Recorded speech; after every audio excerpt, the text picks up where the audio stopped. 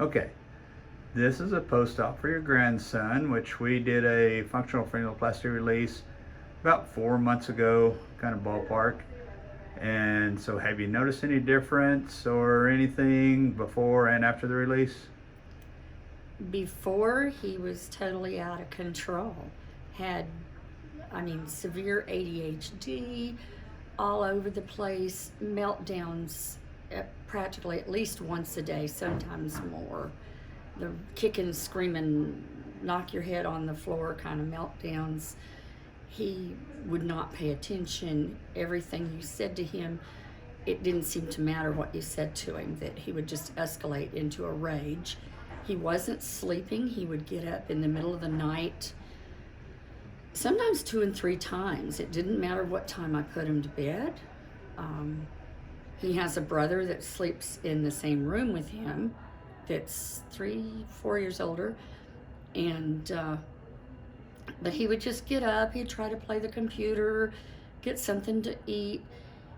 And then I found out about this procedure, and I'm like, what has that got to do with ADHD or, calming a kid down? And I was like, well, let's just try it. So, and after he had the procedure, I didn't really notice anything for a while.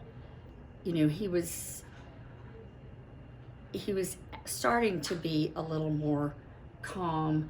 School was out because of the COVID business, and he would do the tongue exercises and things like that.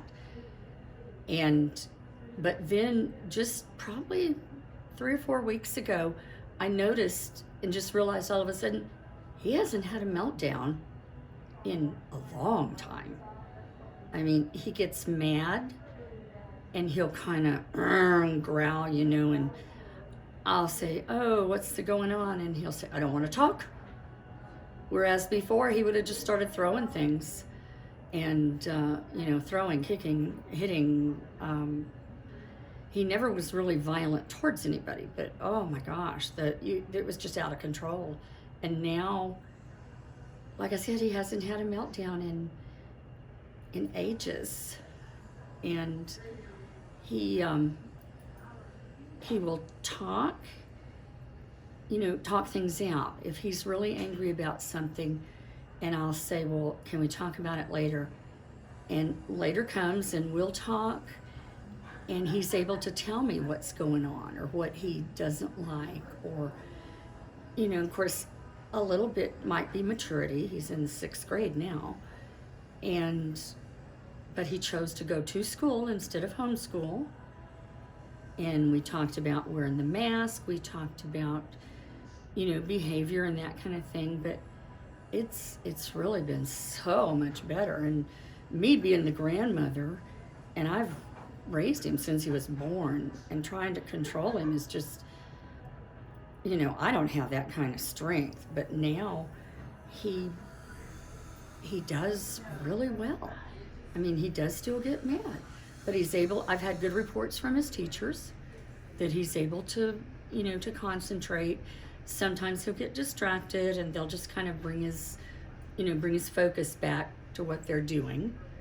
And, his handwriting has gotten better too. I don't know what that has to do with anything, but, I go to wake him up in the morning and I do notice that seems to be breathing better. That's, one thing is that I was seriously considering whether I needed to have a sleep study done, because he was getting up in the middle of the night, and his eyes were always just black and droopy, and, sometimes he looked like a zombie. Now those eyes are a lot better now. Yes, they are. Yes. And every once in a while I'll watch him, and I notice that he's not mouth breathing. And, I'll say, well, where is your tongue? Where is it? He says, it's on the spot. That seems to be the right answer. So, he likes chewing gum, which is one of the exercises. Oh, yeah. So, getting his mouth closed to where he does the nasal breathing rather than the mouth breathing is a big deal. And yeah. I think a lot of this is with him sleeping better, he's not so wired all night long to where he can't turn it off during the day. Right. And I try to structure as much as possible, but then I tried before this procedure too, and that wasn't working at all. So, And now it I does. think a combination, it's All right. it's great. Sounds good. I'm glad he's doing better. You need He is. the break. So, Yes, alrighty. I do. Well, thank you very much. Thank you.